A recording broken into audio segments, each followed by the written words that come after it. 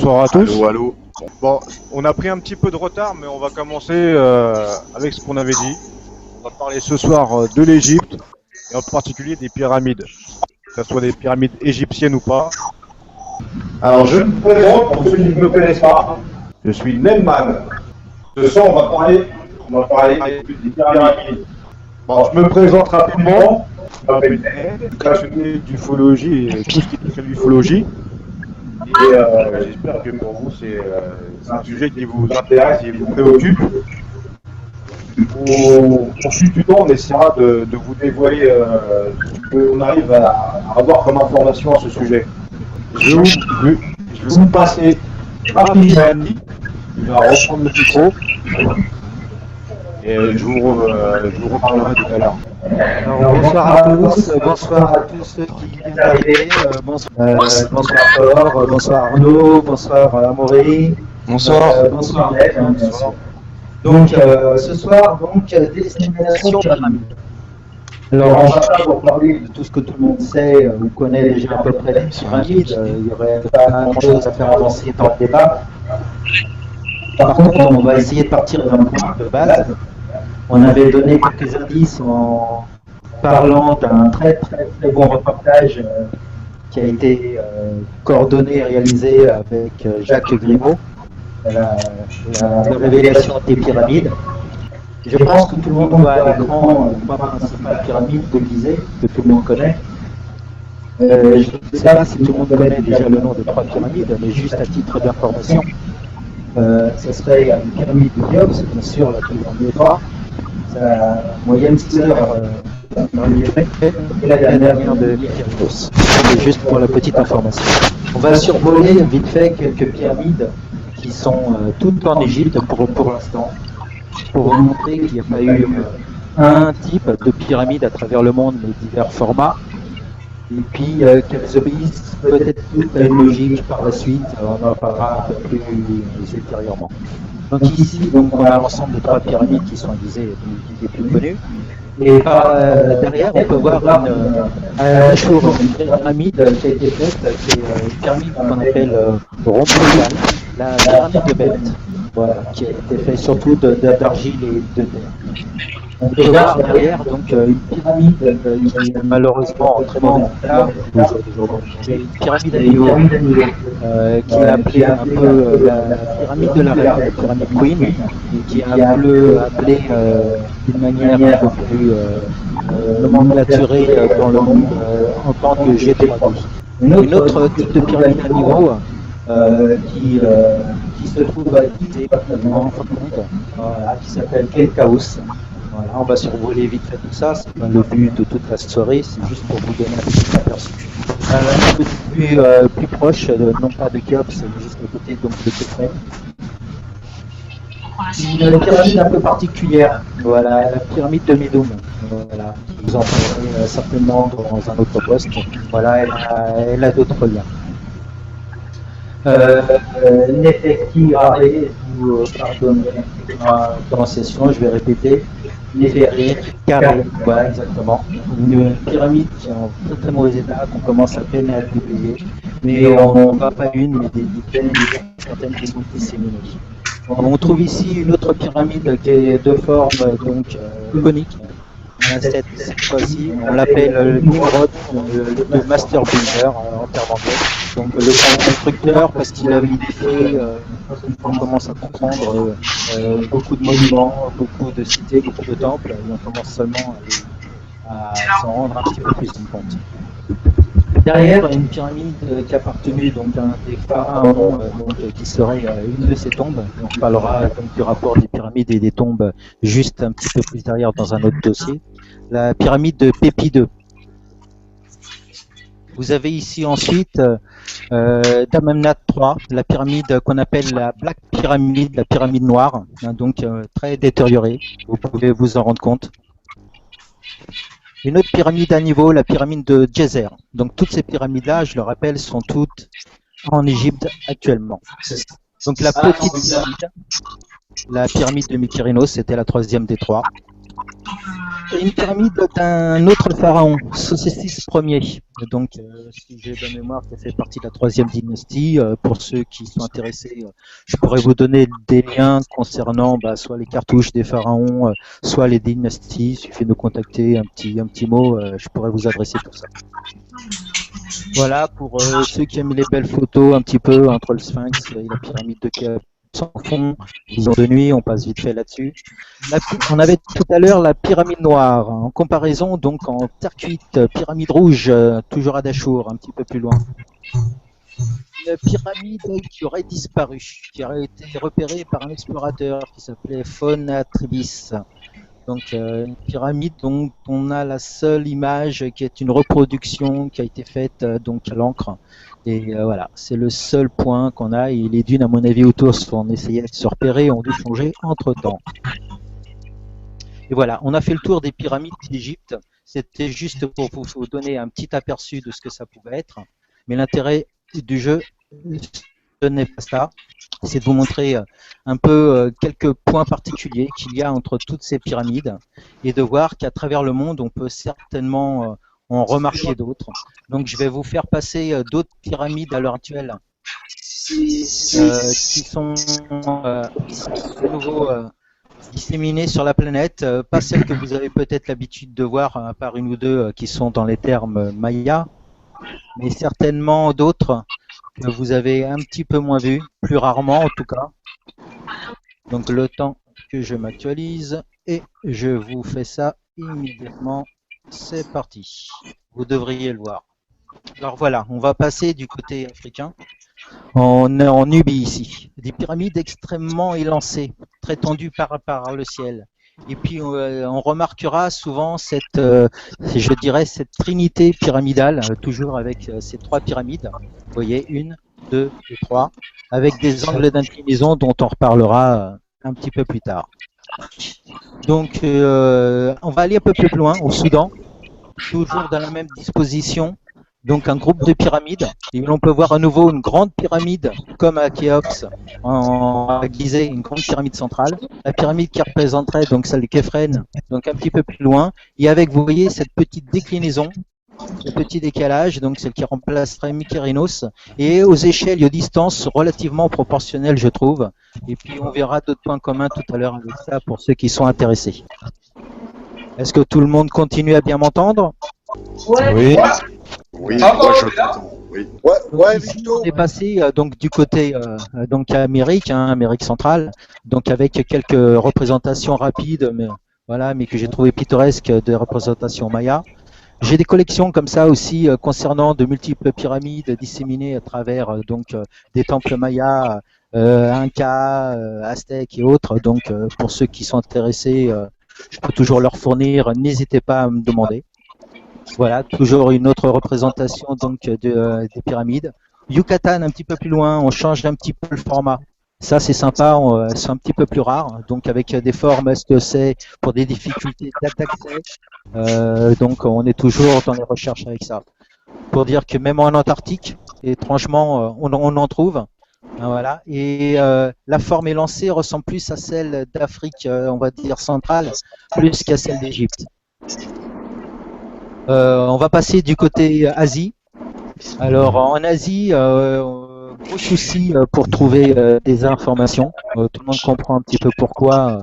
Il y a une sorte de gros filtrage, de gros boycott, effectivement, on va dire des autorités asiatiques sur la préservation de leur patrimoine, si on peut dire ça. Mais ce qui est étonnant, c'est que on va retrouver sur la préservation de leur patrimoine, par exemple comme ici, sur des talus, sur des monts, on pourrait appeler ça comme on veut pour quelques formats, ils essayent de dissimuler ça au niveau des satellites, et ils recouvrent de plus en plus, voilà, ils sont en train de replanter des arbres. C'est-à-dire que d'ici peu, via Google, notre ami Google Earth, on pourra même plus les voir. Donc le seul film, pour ceux qui sont intéressés, il y a un film vidéo qui tourne actuellement sur Internet, c'est le seul, qui a été filmé par un Allemand, qui a été filmé, si je ne me trompe pas, en 1974. Et il n'y a pas eu malheureusement d'autres films vidéo autorisés. On a quelques photos qui traînent, qui se promènent d'ici et là sur Internet, mais de très très rares photos. Je peux vous en montrer.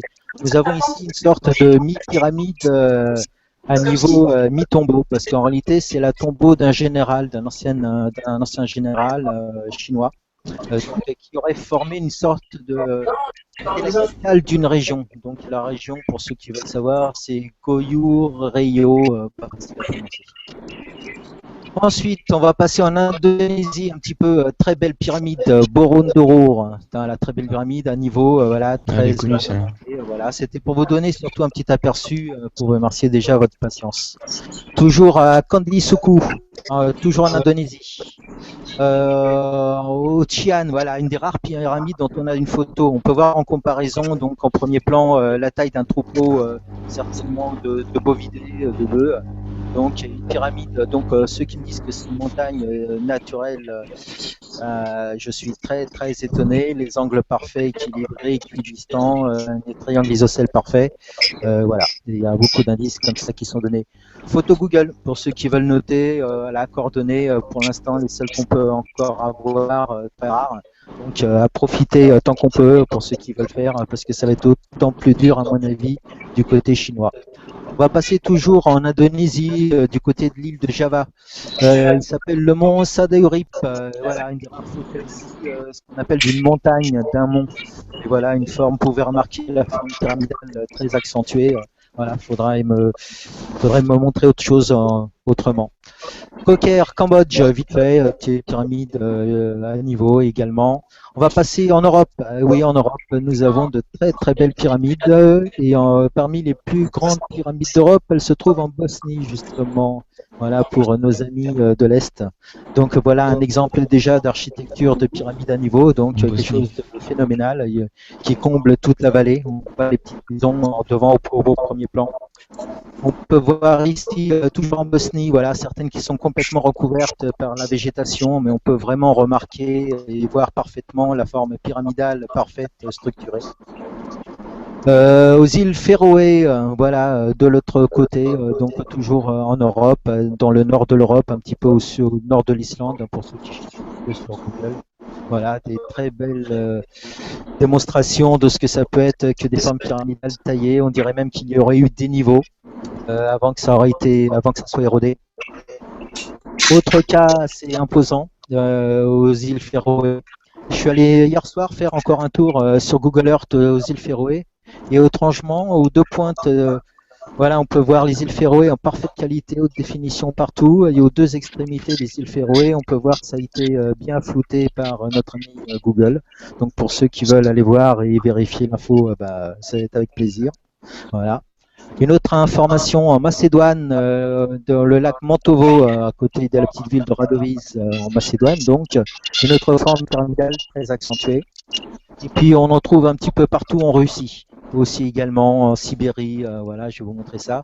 Mais souvent construites en plus sur des plateformes de niveau monstrueuses.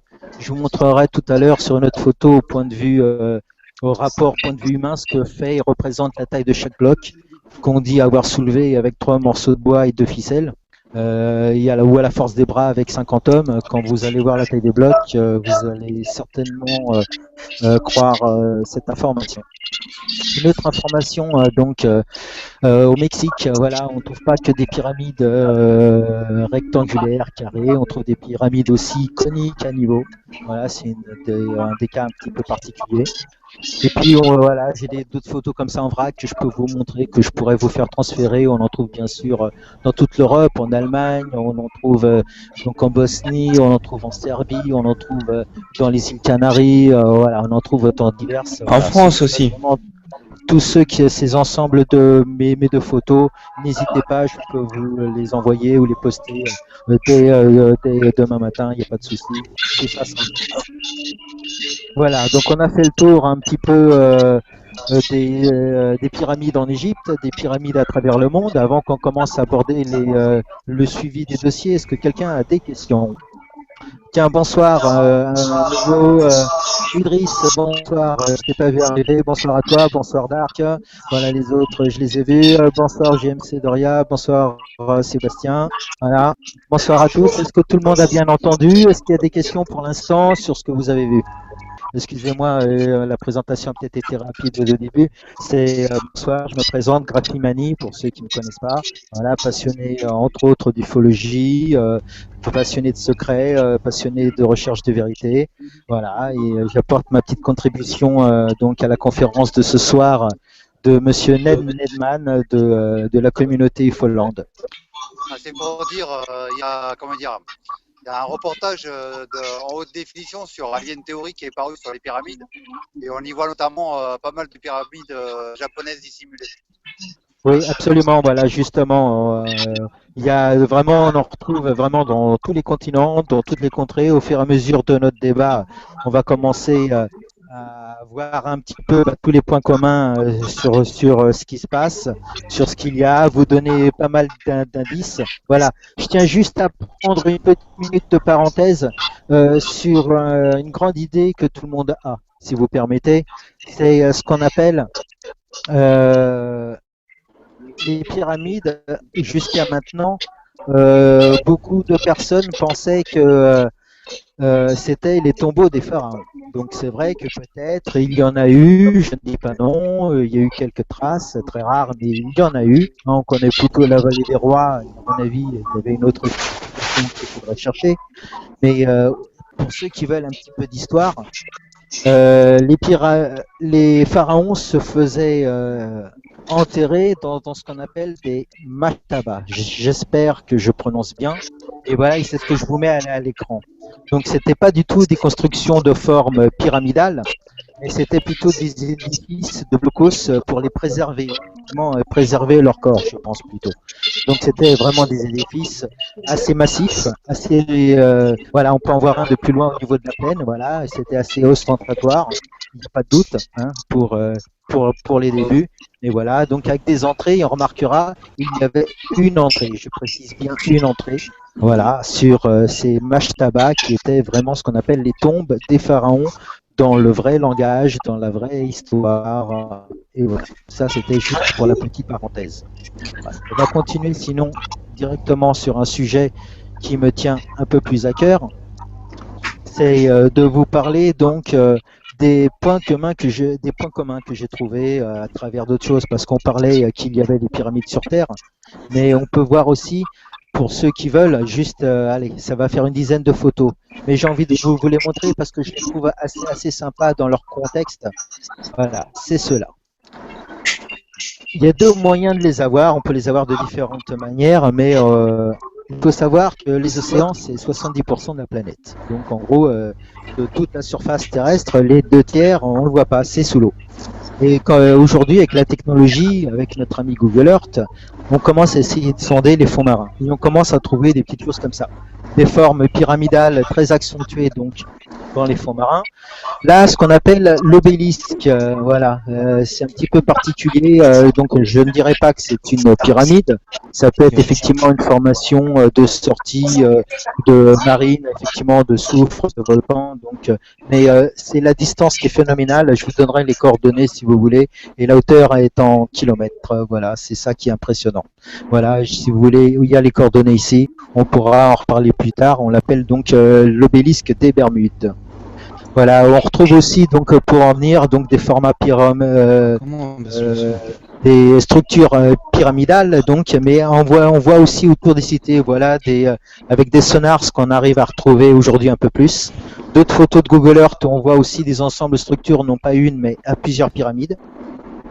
C'est sorti au point de vue des news, des infos, voilà, c'est pas que pour dire. Voilà, on retrouve ici ce qu'on appelle la vallée des pyramides.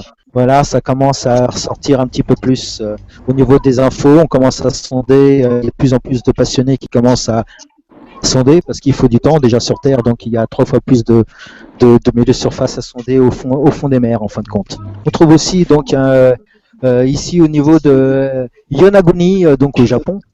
Des structures donc voilà qui ressemblent beaucoup, moi je trouve, à l'Amérique centrale au niveau des structures. Pourtant on est quand même à plus de 10-12 000 km de là. Voilà, des structures parfaites au fond de l'eau. Voilà, une des rares photos que l'on a avec les qualités, les densités à ces profondeurs là. Donc voilà, c'est vraiment parfait au niveau des pentes, au niveau On arrive, voilà, on a d'autres vestiges pour vous dire qu'il y a eu donc tout plein de civilisations dessus. Une photo là pour ceux qui veulent justement le nom des découvreurs de cette pyramide avec une ensemble avec un visu un petit peu mieux. Donc vous avez ici en bas le nom de Paul. Voilà, je vous laisse avec le plaisir Weinsweg et Pauline Zalitsky. Voilà, je vous laisserai épeler mieux que moi avec plaisir. Voilà des petites infos. Donc toujours cette pyramide donc underwater, donc sous l'eau. Voilà un autre exemple de cas avec cet obélisque. Voilà, on a fini ce cas là donc des pyramides à travers l'Égypte, des pyramides à travers le monde, les pyramides sous l'eau, et on s'aperçoit de petites choses, de petites coïncidences. Alors les premières coïncidences, je vais vous les montrer parce que ça commence à être surprenant au niveau des visions. Voilà, nous sommes au Mexique, nous sommes en Égypte et nous avons donc des structures ici en Indonésie et là en Inde. Et qu'est-ce qu'on remarque? Donc des structures pyramidales qui pour la plupart donc sont à niveau, et on remarquera quelque chose de très particulier, c'est non seulement le nombre des entrées qui sont de 3. On en reparlera un petit peu plus tard avec d'autres liens, vous verrez, il y a énormément d'intérêt avec ça. C'est la porte des étoiles. Ah, tu verras que voilà, il y a de multiples connivences. Voilà, donc voici un exemple et vous remarquerez surtout donc la grande porte centrale et les deux plus petites donc de chaque côté. Nous allons voir aussi pour ceux qui s'intéressent, voilà, j'ai pas mal de petits schémas comme ça qui reportent sur le même. Je pourrais les poster ou vous donner les liens de tout ça pour ceux qui s'intéressent. Voilà, je vous ai fait un petit condensé pour ceux qui s'intéressent. Alors on trouvait aussi non seulement au niveau des structures donc de forme des pyramides, donc que ce soit en Asie, en Égypte, que ce soit donc en Amérique du Sud, et on voit que ça se résout dans un, on va dire dans un 5 à 600 ans.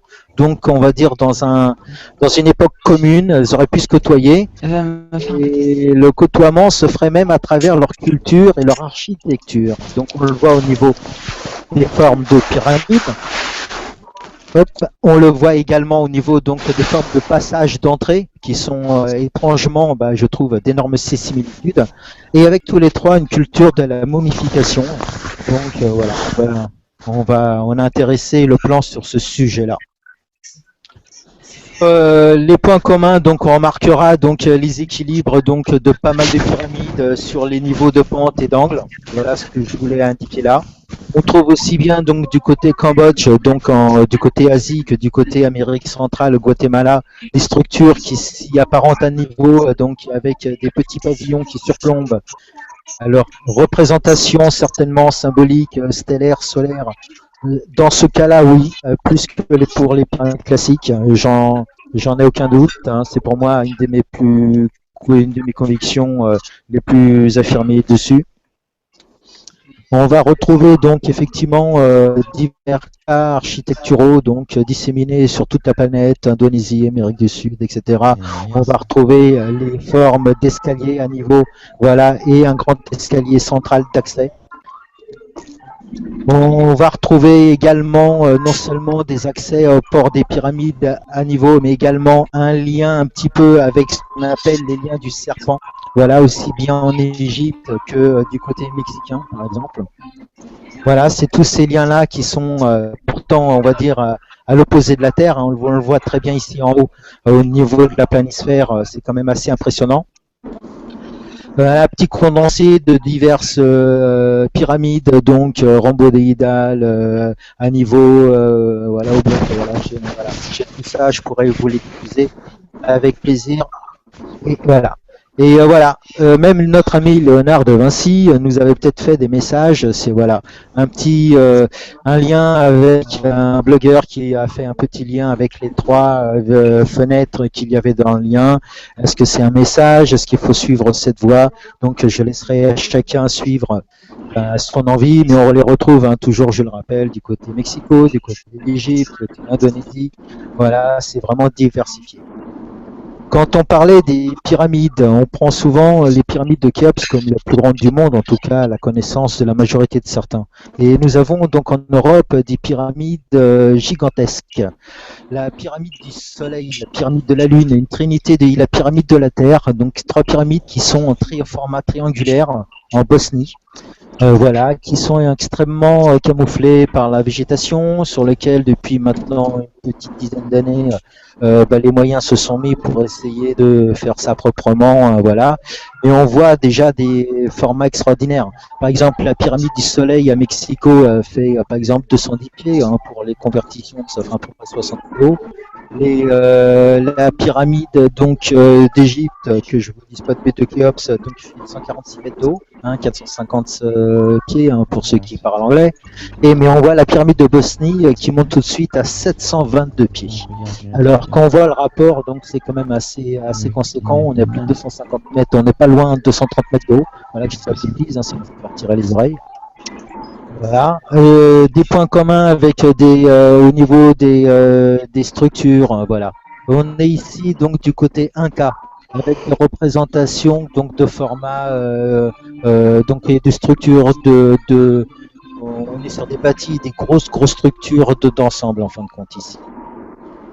Ici, toujours avec voilà ce qu'on appelle la représentation de tête de serpent escalier entre l'Égypte, le Mexique et l'Indonésie. Donc voilà, des petites choses comme ça, je vous survole également. Il y en a fait le tour donc voilà de ces points communs qui sont disséminés, qui sont récurrents et qui sont représentatifs donc sur toute la planète, sur tous les continents. Et on essaiera de voir, comme je vous ai montré sur le dossier précédent, voir si sous l'eau effectivement, il y a des choses qui sont du même cas. Alors, on parlait aussi, excusez-moi si je monopolise la parole, quelqu'un a des questions sur ces points communs, quelqu'un veut en savoir plus ou quelqu'un a quelque chose à dire? Oui, c'est quoi le secret? Ah, mais le secret, on en est là pour le découvrir, jeune homme. Si je l'avais... je n'aurais pas besoin de faire une petite conférence avec mon ami. Je vous aurais fait un beau petit post, mais c'est pas le cas. On est là justement pour vous donner chacun ce qu'on trouve de chaque côté, et ce qu'on ramasse ensemble. C'est chacun mettre sa pierre à l'édifice. C'est peut-être donner l'information, ça sera peut-être toi justement, ça va peut-être te donner une idée, une envie, ça va peut-être te donner l'envie de chercher un peu plus loin. C'est toi qui trouveras certainement, et je te le souhaite. Voilà, mais je suis là juste pour faire avancer le schmilblick, comme disait notre ami Coluche. Voilà, pour faire avancer un peu les choses, vous donner le maximum d'infos que j'ai, de sources le plus fondées, le plus sûr que j'ai de mes provenances. Voilà, et je peux vous donner les liens, je peux vous donner tout. Voilà, il n'y a aucun souci avec ça, c'est facile pour moi.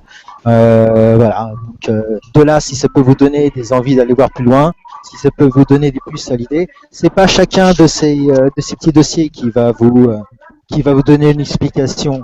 Je pense que c'est le tout ensemble. Allez, je vais faire un petit intermède de 2 minutes. Je vais vous parler de quelqu'un. Je vais vous parler d'un homme que je trouve extraordinaire. Cet homme-là, si ce n'est pas un sage, si ce n'est pas un maître, il s'en rapproche, pour moi, c'est celui qui s'en rapproche le plus. On mettra de côté le Dalai Lama et d'autres saints que je ne saurais, sur lesquels je ne saurais mettre le doigt. Je voulais simplement dire, c'est Jacques Grimaud. Cet homme-là est extraordinaire. J'encourage ceux qui ne l'ont pas vu non seulement à voir son film ou son documentaire, donc la révélation des pyramides, mais encore peut-être plus. Il a fait une interview qui dure 3h45 de mémoire, donc assez longue. Elle a été divisée souvent sur un peu tous les sites de partage jusqu'en 5 fois. Donc sur Meta TV, c'est passé pour ceux qui connaissent, donc une chaîne de télévision sur Internet. Meta TV, pour ceux qui veulent savoir un peu dans le langage fond, Meta au-delà de. Donc au-delà de la télévision, au-delà de l'information, c'est ce qu'ils veulent un petit peu énoncer. Et ce jour-là, donc Jacques Grimaud, pour moi, son interview est extraordinaire. Elle mérite le coup. Vous tapez Meta TV, Jacques Grimaud, Grimaud G-R-I-M-A-U-D, sur YouTube, vous le trouvez très facile. Et c'est extraordinaire. Quelqu'un qui a fait une quête depuis une dizaine d'années, qui a eu le temps et l'envie d'apprendre de multiples langues, qui va des hiéroglyphes donc à l'égyptien, au grec, voilà, toutes ces langues-là, mathématicien, astrologue, la Sorbonne, voilà. J'en passe, je vais pas lui mettre des fleurs plus qu'il en a. Voilà, c'est quelqu'un de très cohérent, de très direct. Voilà, vous comprendrez le personnage sur l'interview. Voilà, je vais pas en dire plus. Ceux qui veulent être aware et comprendre l'info importante iront voir plus loin avec cet homme-là.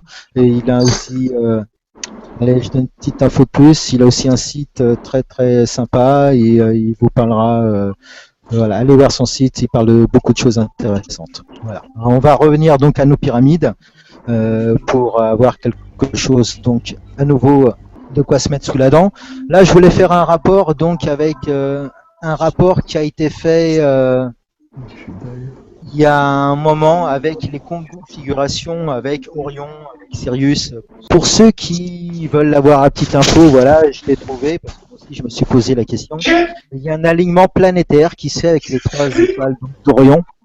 Voilà, il y a un alignement planétaire qui se fait tous les 2737 ans, pardon, avec les 3 étoiles donc d'Orion, donc et les 3 pyramides. Voilà pour la petite info. Voilà, on va aller un petit peu plus loin. Alors, cet alignement-là, bien sûr, beaucoup en ont parlé. Donc on le voit là, donc avec une vue aérienne, donc avec les représentations en haut à gauche, donc des étoiles donc d'Orion, Sirius, etc. Une représentation donc ici schématique et ici une vue aérienne donc des 3 pyramides. Nous avons ici un rapport effectivement étrange. Parce que ce rapport-là, nous l'avons retrouvé effectivement, comme je vous l'ai montré tout à l'heure, dans des pyramides qui étaient au Soudan, des pyramides très oblongues. Donc on retrouve aussi bien ici, donc dans la partie donc à droite, vous avez donc bien sûr la constellation d'Orion. Vous avez donc ici sur la gauche d'Orion, dans la partie ici Égypte, donc mais on va les retrouver aussi également donc à Teotihuacan, excusez-moi, donc à Mexico. Nous allons les retrouver sur des rares photos satellites aussi prises donc en Chine, voilà, de province de Xi'an, Xi'an pour ceux qui veulent chercher un petit peu plus loin. Donc voilà les infos que l'on a. Allez, un petit malin a voulu faire ça, un complexe de comparaison entre justement la cité Inca Teotihuacan au Mexique et la formulation donc d'une carte d'ordinateur. J'ai trouvé le rapprochement humoristique suffisamment pour vous montrer. C'est pas idiot, c'est bien. C'est pas idiot, ouais. J'ai trouvé, voilà, qui sait s'il n'y a pas un message encore qu'on nous aurait fait subliminalement, ce serait encore rigolo. Voilà. Donc les constellations d'Orion ici, voilà, format PNG pour ceux qui veulent, je pourrais bien leur avoir. Voilà, toujours donc un format, donc on voit ici une représentation donc aérienne des pyramides, non seulement donc d'Égypte, mais aussi donc des constellations d'Orion et toujours Teotihuacan. On remarquera toujours cette équidistance, ces formats. Voilà, on est toujours sur ce même cas de rapport ici en permanence. En parlant de tout ça, donc allez, on va faire un petit peu d'histoire. Un petit peu d'histoire juste pour la petite info. Donc moi je me suis dit tiens qui a parlé le premier des pyramides, hein, est-ce que quelqu'un le sait? Alors moi je me suis posé la question pendant un moment, j'ai chiné, je me suis dit mais qui mais bien sûr ça peut être c'est Hérodote. On retrouve les premiers écrits du premier, on va dire, historien officiel, hein, qui est notre ami donc Hérodote. Hein, pour ceux qui veulent, hein, j'avais fait des petites notes hein, pour pas vous dire de bêtises hein, concernant tout ça. Hérodote, voilà, de très rares plans, comme des petites choses qui ont été signalées ici. Voilà, il y a eu des manuscrits turins, voilà, pour ceux qui veulent chercher loin, sur la manière dont auraient été construites les pyramides d'Égypte. On voit ici des formations de voies, leviers, donc tout ce qu'il y a de plus classique. Et il aurait laissé des écrits concernant le nombre de personnes qu'il aurait fallu employer à l'époque. Donc voilà, pour la petite histoire, c'était un petit flashback vite fait. Je vais vous montrer aussi des petites choses qui sont un petit peu surprenantes. C'est à travers toutes ces pyramides, à travers toutes ces structures, on retrouve également des points communs. Des points communs sur la densité, le côté massif des structures, le côté non pas fabriqué usine où tous les blocs seraient de même forme et de même format, ce qui serait certainement plus facile pour le construire, mais tous les sismologues le reconnaissent, c'est ce qu'il y a de moins stable en cas de séisme.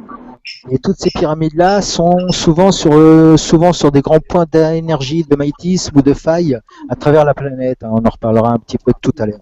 Donc étrangement, toutes ces constructions massives, ces anciennes civilisations, ont laissé non seulement des constructions non seulement hyper massives, mais ces types de constructions, donc dont les blocs sont carrément tous paraissent souvent tous différents les uns les autres. On remarquera simplement une certaine symétrie entre deux flancs gauche et droite, mais sinon sur chaque flanc les blocs sont souvent complètement différents. tous les grands sismologues du monde à travers la planète sont unanimes de dire que c'est ce qu'il y a de plus stable pour ne pas avoir besoin de mortier lors d'une construction. On retrouve donc ce genre de construction donc qui a été opéré donc sur ce qu'on appelle une ziggourate des constructions massives à travers la planète. Pour en revenir donc dans les constructions donc massives, voilà donc le type de construction massive qu'on retrouve en Bosnie par exemple en Europe. Vous voyez, c'est pas super loin, c'est très loin de chez nous. On en retrouve donc des formations, donc que ce soit chez les pré-incas, chez les Égyptiens. On en retrouve donc toujours à nouveau sous l'eau. On retrouve des formations qui sont quand même incroyables. Si vous remarquez bien la qualité de découpe, d'incrustation, voilà, la qualité des arêtes, on en reparlera tout à l'heure, mais vous verrez qu'il y a des anomalies. Vous voyez, une vue un petit peu plus proche. Voilà, cette découpe-là au jour d'aujourd'hui, faite dans ce type de pierre, dans du granit, au jour d'aujourd'hui, un tailleur de pierre vous dit je sais pas comment on fait sans la casser, je sais pas comment on fait pour faire ça dans une vie d'homme avec les matériaux de l'époque, voilà. Voilà, c'est aussi simple que ça. Voilà, et c'est pas répété une fois, mais c'est répété des centaines de fois. Voilà, je vous encourage aussi à aller voir un gars que j'ai trouvé, voilà, il y a le nom de son lien, je pourrais vous donner. Le gars qui déchiffre tous les monuments avec des codes mathématiques. Donc le gars il va très loin, il faut être super calé au niveau maths. Mais si vous voulez ça aussi, je pourrais vous donner des liens de ça équivalents de la même manière. Donc on va essayer d'accélérer un petit peu le timing pour ne pas perdre de temps et donner des envies. Et quand on parlait au niveau des anomalies de structure, voilà, quand on parle que les pyramides ont été construites avec des petits burins de cuivre, voilà, voilà, et des cailloux, des roches. Il faut savoir que selon le type de pierre, donc j'ai regardé ce qu'il y avait comme type de roche, même au niveau des pyramides. Donc c'est vrai qu'il y avait de multiples types de pierres. Ça allait du granit, voilà, ça allait du calcaire, ça allait à beaucoup de choses. Ça allait au marbre. Voilà, il y a eu beaucoup de choses qui ont été dites et faites dessus. Ce que je voudrais moi donner comme information, c'est juste ça que j'ai trouvé vachement intéressant. Voilà, c'est là, c'est que voilà, petite info un peu plus précise et technique. La dureté maximale obtenue avec des alliages de cuivre reste bien inférieure à celle des matériaux travaillés. Les alliages cuivreux les plus durs actuellement, pas à l'époque, actuellement connus, pouvant atteindre 54 décanewtons par millimètre carré, alors que la dureté moyenne du calcaire, donc déjà à la base employée dans ce cas-là, est de 200 à 300 décanewtons. Donc, quand tous les gars du CNRS, donc comme on voit dans la révélation des pyramides, tentent de s'expliquer que c'était avec des petits morceaux de cuivre qu'on arrive à faire des choses comme ça, des trous parfaits dans une roche aussi dure, voilà, et je vous montrerai des choses. Alors, un trou de forêt, on peut me dire que oui, avec la patience, le temps, l'usure, du sable, du frottement, à force, on peut le faire. Mais quand vous verrez le nombre, la profondeur, la densité, et puis là, sur un gros bloc, je veux bien qu'on prenne un morceau de roche avec du sable, mais je vais vous montrer derrière que voilà, sur des longueurs, des ajustements, donc on en voit tous les côtés, mais des choses comme ça, voilà, qui ont été taillées et découpées. Pour moi, c'est voilà, pour ceux qui ont fait un peu on va dire d'outillage, on va dire industriel, que ce soit tour, fraisage ou autre, on va noter des similitudes et des stries très prononcées. On va trouver aussi des formats de découpe, comme si voilà, il y avait des formats qui pouvaient trancher tout le long. Voilà, c'est pas au burin qu'on fait ça. Voilà, ça aussi, une tranche comme ça. Moi, chez moi, voilà. Pour vous dire qu'un système comme ça qui fait, voilà, pour certains, pour les plus petits que j'ai trouvé de 0,5 mm de diamètre, voilà, parfaitement lissé, voilà, pour moi c'est genre un outil qui tronçonne, une tronçonneuse, une scie qui découpe, voilà, ils ont trouvé un moyen à l'époque, avec de l'eau, avec des moulins, peu importe, mais si c'est ça, voilà. Un autre cas qui est très dur à réaliser aujourd'hui par un tailleur de pierre. C'est le format de découpe à plusieurs angles, à plusieurs degrés, parfaitement lissé, avec d'un côté les angles droits et des angles fuyants de l'autre. Voilà, des choses qu'on a vraiment du mal à reproduire aujourd'hui. On dirait fait voilà, industriellement, quoi, technologiquement. Des démarches de pierre, de marches de niveau. Voilà, des choses parfaites, lissées. Voilà. Et quand je vous parlerai de qualité de perfection, des qualités de surface, c'est la photo de derrière. Voilà, c'est des effets. Voilà, on arrive à retrouver. Voilà, il y a 4000 ans, il y a 6000 ans, des qualités de surface. On peut voir au plafond la personne qui se reflète comme dans un miroir. Donc, ils arrivent à poncer la pierre, à se refléter comme dans un miroir. Au jour d'aujourd'hui, on aurait énormément de mal à faire ça et beaucoup de temps. quand je vous parlais aujourd'hui de la qualité, de la densité, la finesse des perforages que l'on trouve, aussi bien, mais dans la pyramide de Gizeh, hein, voilà. Jacques Grémaud en parle souvent dans son reportage. Il a souvent été renvoyé et banni par les polices de sécurité donc de Gizeh. Voilà, même dans d'autres sites, hein, donc sur lesquels on peut aller voir tout en Égypte. Il y a vraiment un boycott, une mainmise donc par les autorités égyptiennes là-dessus. Mais je ne voudrais pas en dire plus pour pas me faire taper plus dessus. On arrive à voir, voilà, quand je vous parlais de découpe, voilà, on arrive avec des découpes, voilà, de quelque chose, vous voyez, de 5 mm, voilà, plusieurs longues répétées, voilà. C'est pas au burin qu'on fait des coups comme ça, voilà. Il suffit, il n'y a pas besoin d'être un grand expert de la découpe de pierre pour voir ça. Donc voilà le type d'anomalie qu'on peut voir à travers toutes ces structures et toute la planète. Voilà, ce sont les genres de petites choses qu'on en arrive à voir. Pour la petite info, allez, ça dure 2 photos, c'est pas grand chose, mais pour le fun, voilà. Au Kofun au Japon, on a des structures effectivement d'un format, on va dire pyramidal, mais à 3 faces, vous voyez, qui ressemblerait beaucoup à ce qu'on appelle, pour ceux qui connaissent, à la croix de Ankh, la croix égyptienne en même temps. Donc on a là une formation donc sur Mars à gauche, on a là à droite donc au Japon.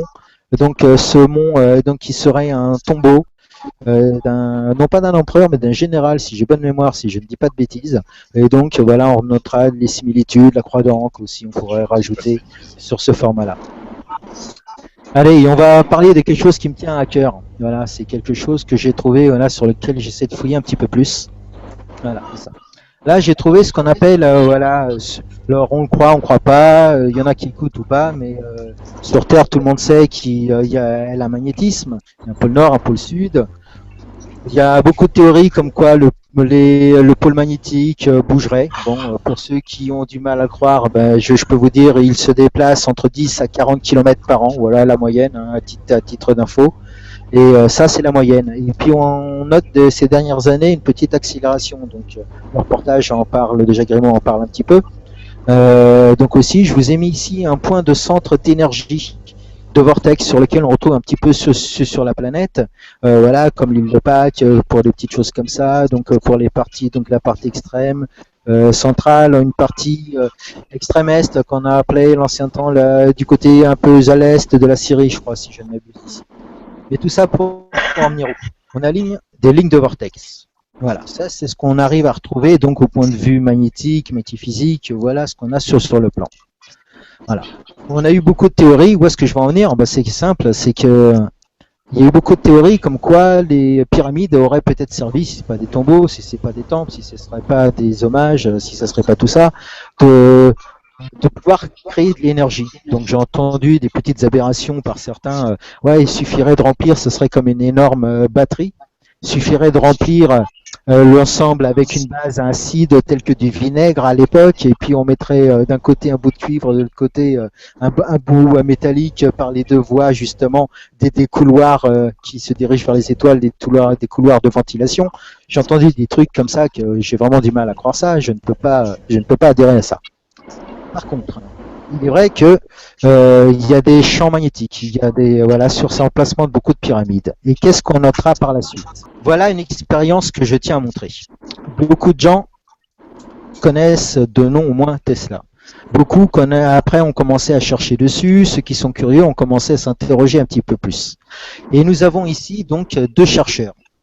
Donc les chercheurs, nous avons les noms ici. Donc que je vous dise pas de bêtises. Donc qui a été fait, c'est le docteur D.J. Nelson ou Narson. Attends, excuse-moi, je vais le revoir de ce côté, j'ai un peu de mal à le voir. Voilà, qui a fait des tests sur donc les bobines de Tesla et des formats de forme pyramide en tant que concentrateur. Et vous pouvez voir non seulement l'émission d'une forme d'émission de rayons. Voilà une des photos qui a été mise, je crois, qui a été prise à type de rayon X, voilà, ou rayon gamma, quelque chose comme ça, énergétique. Je vous donnerai un peu plus d'informations sur le type de rayon émis.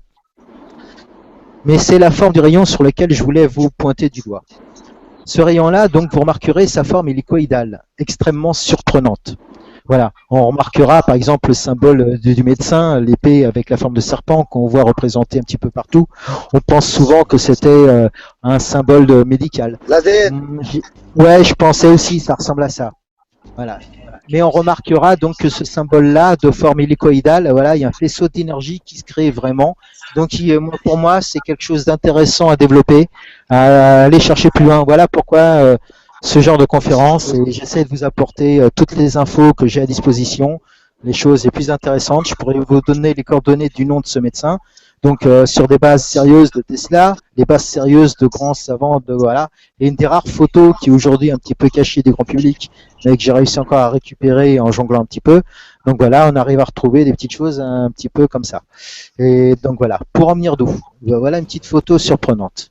Le mont Teotihuacan, voilà la pyramide de la Lune. Voilà une photo qui a été schématisée donc et tirée. Pourquoi? Parce qu'il y aurait une photo officielle. Cette photo officielle, elle serait arrivée une fois. Voici ce qui serait arrivé donc lorsque un papa voulant prendre ses petits enfants chéris, donc voilà, j'ai retiré la photo donc d'un site vidéo donc fait par un de nos grands éminents ufologues. Voilà, la photo on la retrouve aussi dans pas mal de mes deux journaux, mais je voulais surtout voir une vue d'ensemble plutôt que la photo en gros plan. Et donc cette émission donc comme un photon d'énergie qui part à travers le ciel, qui est très dense, qui est très net. La photo a été prise à partir d'un téléphone, d'un appareil photo de téléphone. La photo a été confiée aux autorités, donc je me suis renseigné sur toute l'histoire. La photo a été sondée, filtrée, analysée, voilà, traitée dans tous les sens. Tous ceux qui l'ont vue donc attestent que cette photo serait réelle et officielle. Donc il est bien tiré avec l'appareil photo, sans trucage, sans effet de quoi que ce soit dessus pour rapporter. Donc la même configuration, donc toujours avec un format triangulaire parfait. Voilà, j'ai trouvé ça surprenant que au niveau de ce qu'on appelle de la vallée des pyramides en Bosnie, quand on voit avec une vue aérienne un peu plus éloignée, les trois pyramides qui soient du dragon, de la Lune et du Soleil soient vraiment équidistantes et elles auraient des liens énergétiques. Et donc dernièrement, beaucoup de liens commencent à parler donc des capacités et des énergies qu'il y aurait. On commence à trouver beaucoup de labyrinthes qui communiquent donc un à travers les montagnes, donc et deux qui commenceraient donc selon l'orientation parce que ils ne sont pas encore arrivés au bout, mais qui s'orienteraient donc de pyramide à deux pyramides. Donc tout ça pour en venir où? Eh ben, imaginons que effectivement, comme Tesla, bon, pour ceux qui ont sondé un peu Tesla, tout le monde sait que Tesla avait voulu développer ou tenter au moins l'énergie libre. Il avait fait beaucoup et de multiples expériences. Il pouvait aujourd'hui, à travers la Terre, donc brancher une simple ampoule, en gros la visser au sol, et son générateur à 10 km de lui, et l'ampoule, ding, comme par magie, comme par miracle, s'allumait dans le sol. Donc ça, ces petits phénomènes sont assez faciles à reproduire, même aujourd'hui, voilà, dans un petit labo très simple dans son bureau. Voilà. Par contre, aujourd'hui, on commence à voir des phénomènes d'application.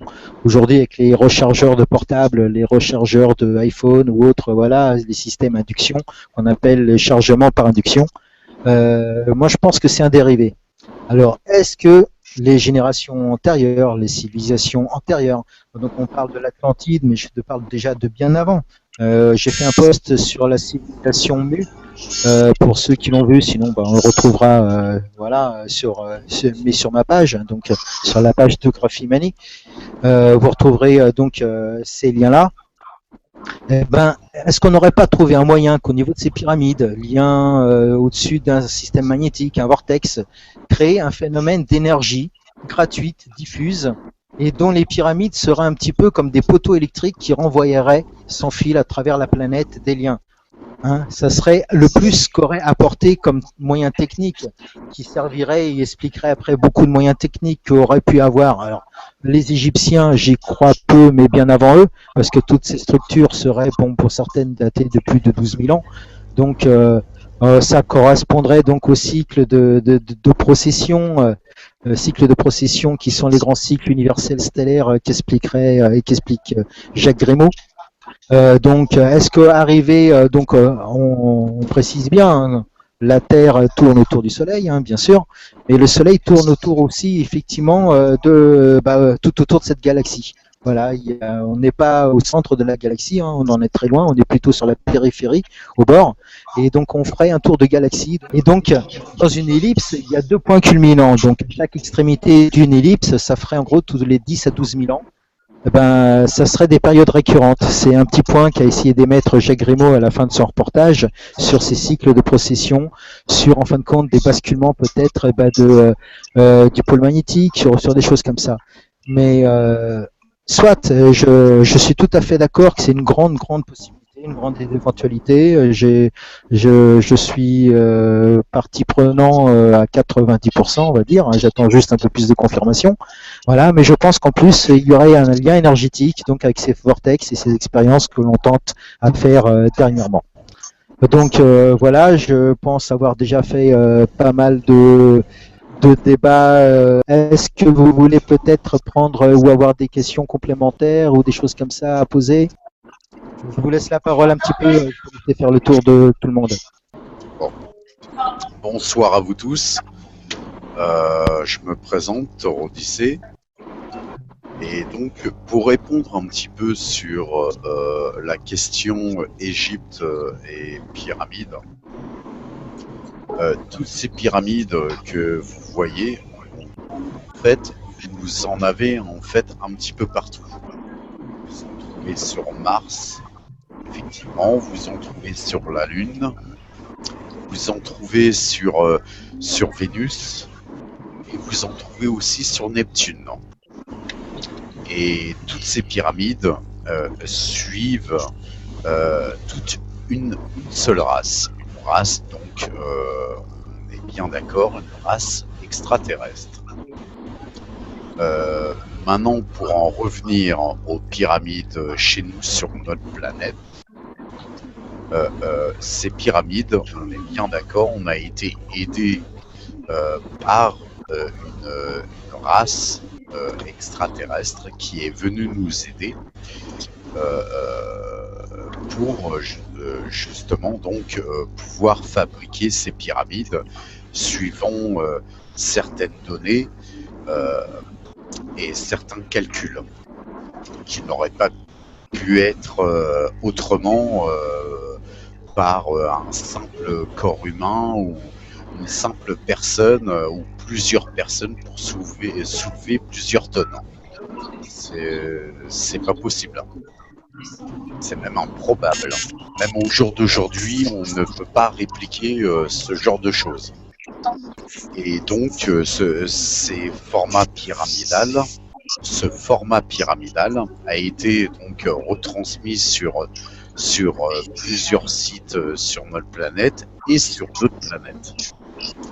Et ce format pyramidal donc est une espèce de reconstruction, une espèce de symbole pour cette race extraterrestre qui a voulu pas s'imposer, mais qui a voulu marquer sa position en découvrant certaines planètes, tout simplement. Alors, si quelqu'un a des questions. Ben moi, j'ai pas spécialement de questions, mais je peux dire que Graphite a fait un bon travail, parce que j'ai découvert plein de trucs que je savais pas sur les pyramides. Bah, je te remercie JMC, ça fait toujours plaisir d'entendre. Bah, de rien. Bah, c'est le but du jeu, hein, en fin de compte, hein, parce que vous reparlez de ce que tout le monde sait, hein, bien sûr, je peux vous en parler à tort, à travers, en long, en large, effectivement, sur ce que tout le monde sait déjà. Mais c'est pas le but du jeu, c'était pas de répéter ici tout ce que tout le monde a entendu ou connaît déjà. C'était essayer de vous apporter des indices complémentaires sur des voies que je trouve assez intéressantes. Voilà. J'espère que vous me comprenez bien parce que j'ai du mal à parler. Oui, on t'entend parfaitement, JMC. Exactement. J'aimerais passer la parole aux nouveaux venus. Voilà, j'ai 2 personnes, donc je pense que peut-être elles sont peut-être même du même cercle familial, elles ont le même nom de famille. Jamais elles. Voilà, bonsoir Flores, bonsoir Idriss. N'hésitez pas, si vous avez des questions complémentaires, je tâcherai de vous apporter tout ce que je peux comme information. Bien sûr, dès demain, je tâcherai de vous apporter sur ma page et sur Ufoland, bien sûr, il y aura tous les liens, tous les envois de photos pour ceux qui veulent avoir une collection un peu plus approfondie. Voilà, donc j'espère que l'ensemble de ce que je vous ai montré comme voie, comme point commun, comme anomalie, comme comme voie explorée, que ne serait-ce qu'au niveau faisceau d'énergie, voilà, les rapports avec Tesla, il y a beaucoup de choses à encore explorer derrière. Et donc voilà, que n'hésitez pas donc à apporter votre collaboration, à me renvoyer les infos, voilà, je tâcherai de rebondir dessus et de vous renvoyer ça au mieux. Eh ben c'est parfait. Moi je trouve que tu as été très clair et que c'est excellent. Pour ma part, je pense que tout le monde sera unanime. Je pense qu'on peut essayer de clore sur ce quelque part sur cette note-là, donc qu'on doit peut-être se préparer, mais qu'il faut rester optimiste. Mais comme on dit, il n'y a jamais de problème, bien que des solutions. Et je pense que nous tous ici réunis, nous sommes dans cette quête, dans cette recherche. Donc voilà, je vous dis de ma part, de la part de Graphi, merci à vous tous, merci Thor, merci Ned, merci Atsa que je vois encore parmi nous, merci Mikita, voilà, et merci à tous ceux qui étaient là encore. Voilà, ceux qui étaient avec nous de cœur parce qu'ils bossaient, parce qu'ils avaient des occupations familiales, mais qui étaient avec nous, voilà, ou qui reverront le film, on remettra les liens. Je remettrai les liens des photos, de tout ce que j'avais en documentation aussi également entre Ufoland et voilà et la page. On tâchera de se partager tout ça. Je vous passe Ned pour un dernier mot et encore une fois merci, merci et merci. Et pour répondre à tes questions, moi je bossais, je leur ai dit non, j'étais avec Graphi et donc voilà, je suis avec toi. Et ben, sur cette belle phrase, on va s'arrêter là pour ce soir. On a fait quand même plus de 5 heures de conférence. Oui, il va être 3 heures, bientôt 3 heures du matin. Je trouve que c'est plutôt pas mal. Oui, je pense aussi, oui. Donc sur cette bonne parole, je vais vous souhaiter une bonne nuit à tous et merci d'avoir participé à la conférence. Et puis la prochaine, donc juste pour rajouter, donc merci à vous tous, encore merci à la communauté Ufoland de la part de Ned, et encore merci à Graphimani pour son documentaire visuel. Encore merci à vous deux, génial, franchement super bien formulé. Franchement, rien à redire, à part de temps en temps les petites caisses de résonance, mais bon, encore on arrive à comprendre. Et sinon, je vous certifie que la prochaine fois, je serai avec vous, autour de vous, et cela me fera encore le plus plaisir d'être à côté de vous. Voilà. Et ben, Graphi confirme et bien sûr Ned sera là et ça nous fera plaisir de t'accueillir. Ah bah toi, Ned, t'as intérêt. Hein. Ah bah Ned, il a toujours intérêt. Bon, sur ce, à très bientôt et bonne soirée à tous. Bonne soirée à vous tous, à très bientôt, et en espérant que cette discussion vous aura été très instructif dans ce que vous attendiez comme réponse. Voilà. Allez, à bientôt. À très bientôt.